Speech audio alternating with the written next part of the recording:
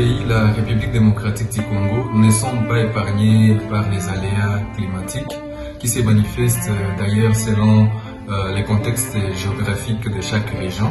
Et cela a des conséquences énormes, notamment sur les êtres humains, les infrastructures, mais également sur la biodiversité. Donc, de ce fait, les réalités vécues sont très différentes à Uvira, ou même à Bukavu et dans d'autres régions, voire même au niveau du territoire décalé.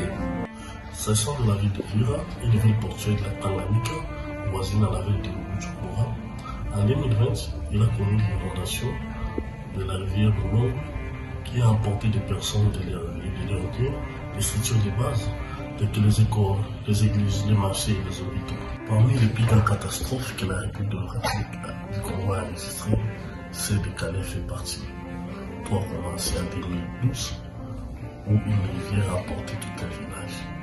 Près de 10 ans après, les cités de Bushushu et de Nankou ont été effacées, causant d'énormes dégâts et la disparition de plus de 5 000 personnes, ainsi que la destruction des infrastructures, des plantations, des écoles et des hôpitaux. Bukavu est une ville montagneuse également menacée par les catastrophes naturelles.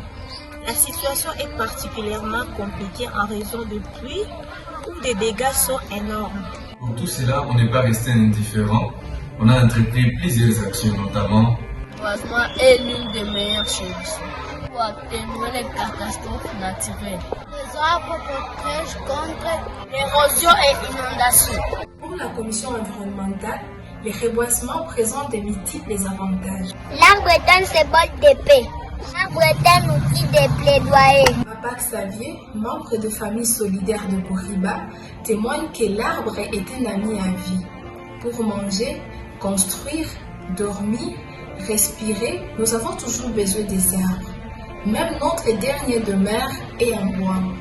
C'est pourquoi l'homme et l'arbre sont des amis fidèles et nous avons décidé d'en planter. Le reboisement est également un moyen de pression sur le gouvernement. Lors d'un reboisement à l'ISDR Bukavu, en présence de l'économe général de l'archidiocèse de Bukavu, des responsables urbains de l'environnement, de la coordination provinciale de l'environnement, de la société civile environnementale, des étudiants, des médias, de la communauté locale, plus de 2000 plantines ont été mises en terre. À la suite de cette activité, la maire a publié un rapport relancé par ADD Carmonde dans lequel elle s'engage à pérenniser les activités et à protéger la population. Le reboisement a des vertus médicinales et alimentaires.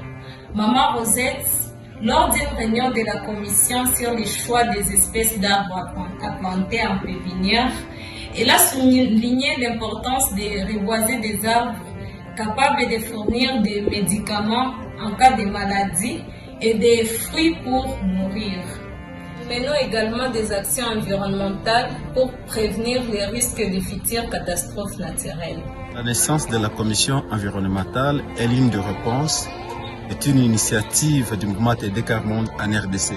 Elle a pour vocation de s'engager avec et pour les enfants, les jeunes et les familles affectées par les risques de la justice sociale et de protection de l'environnement. Ensemble, agissons pour réduire les risques et promouvoir un avenir durable.